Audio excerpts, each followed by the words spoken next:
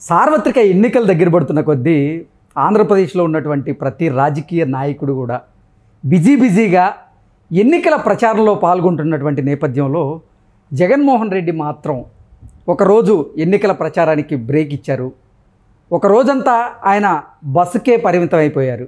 ఈ నేపథ్యంలో అసలు జగన్మోహన్ రెడ్డి ఎందుకు ఒకరోజు ఎన్నికల ప్రచారానికి బ్రేక్ ఇచ్చారు, అసలు ఆయన ఏం ఆలోచిస్తున్నారు, ఎటువంటి వ్యూహాన్ని రచిస్తున్నారు అనేది ఇప్పుడు సర్వత్రా చర్చనీయాంశంగా మారినటువంటి నేపథ్యంలో ఈ అంశం మీద మనతో మాట్లాడేందుకు ప్రముఖ రాజకీయ విశ్లేషకులు కృష్ణకుమారి గారు మనతో ఉన్నారు. మేడంతో మాట్లాడదాం. మేడం నమస్తే. నమస్తే మేడం, ఎన్నికల ప్రచారంలో రాజకీయ నాయకులందరూ కూడా దూసుకెళ్తున్నటువంటి నేపథ్యంలో జగన్మోహన్ రెడ్డి మాత్రం అందరికీ భిన్నంగా ఆయన ఒకరోజు ఎన్నికల ప్రచారానికి బ్రేక్ ఇచ్చారు.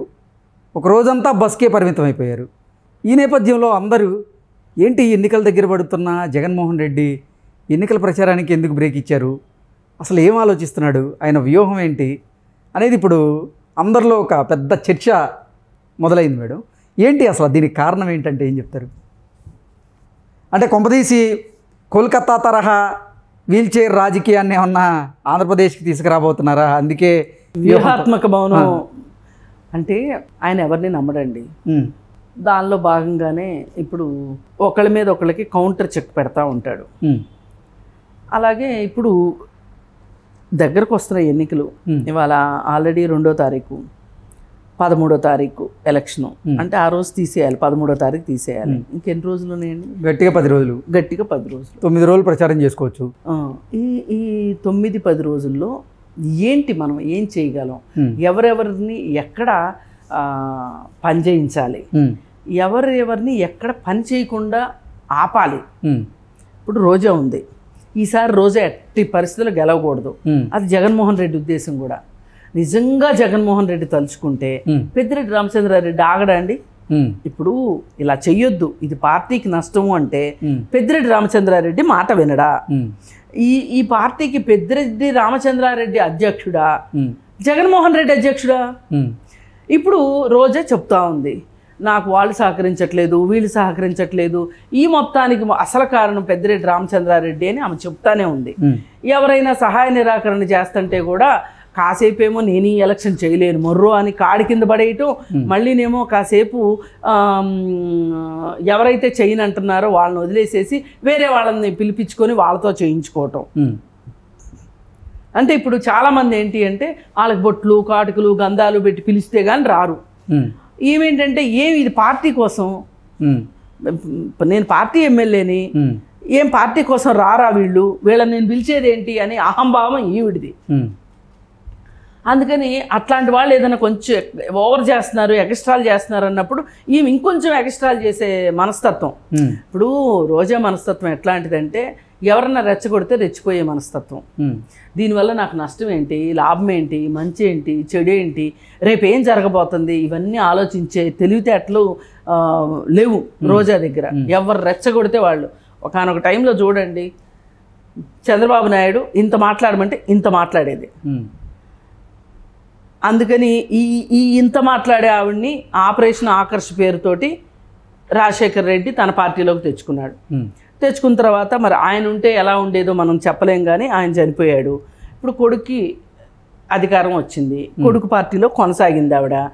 అక్కడ అసలు మామూలుగా మేము ఇంత మాట్లాడతామంటేనే ఇంత మాట్లాడమనే మనుషులు వాళ్ళు. ఆమె కరెక్ట్గా సరిపోయారు.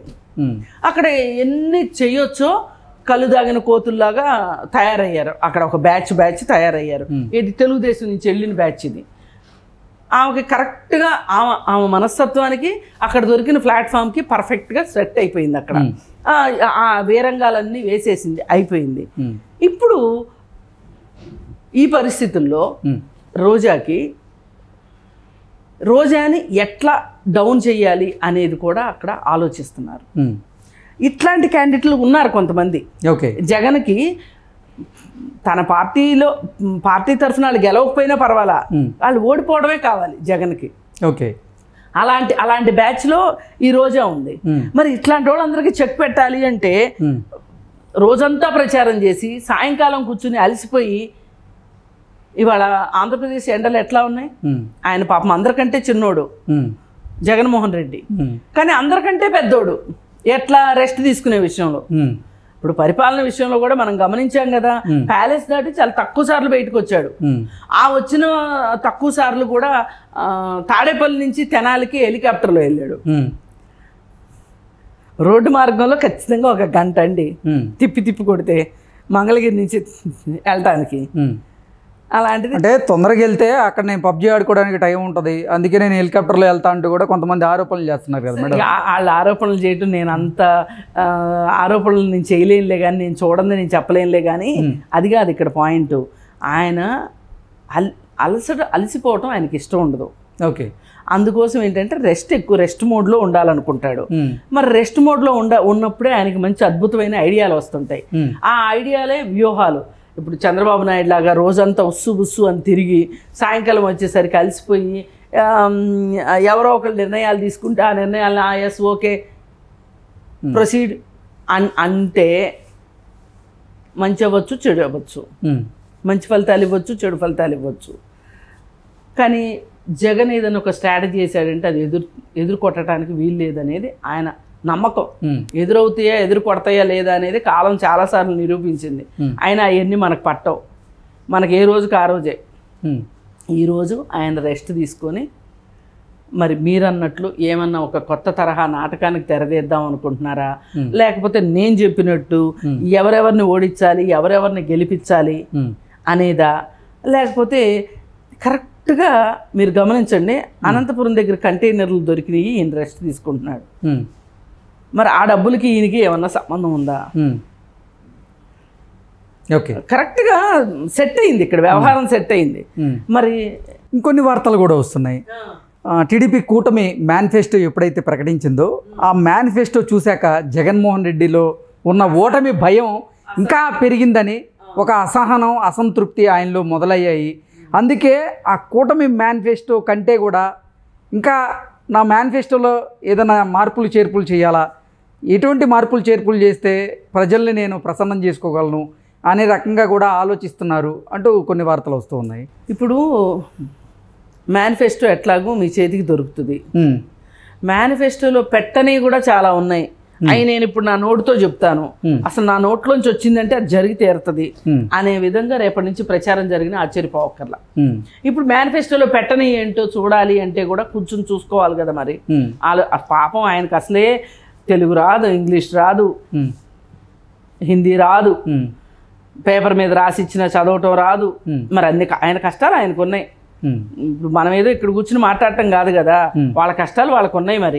మరి అలాంటప్పుడు ఆయన కొంచెం స్థిమితంగా ఆలోచించి కొన్ని నిర్ణయాలు తీసుకోవాల్సిన అగత్యమో అవసరమో పడి ఉండొచ్చు. అందుకోసం అని చెప్పి ఆయన రెస్ట్ తీసుకుని ఉండొచ్చు. కానీ ప్రెస్కి కూడా పని లేదండి నన్ను అడిగితే. అసలు ఒక మనిషి రెస్ట్ తీసుకుంటే మీకు వచ్చిన బాధ ఏంటి చెప్పండి? అంతే అంటారా?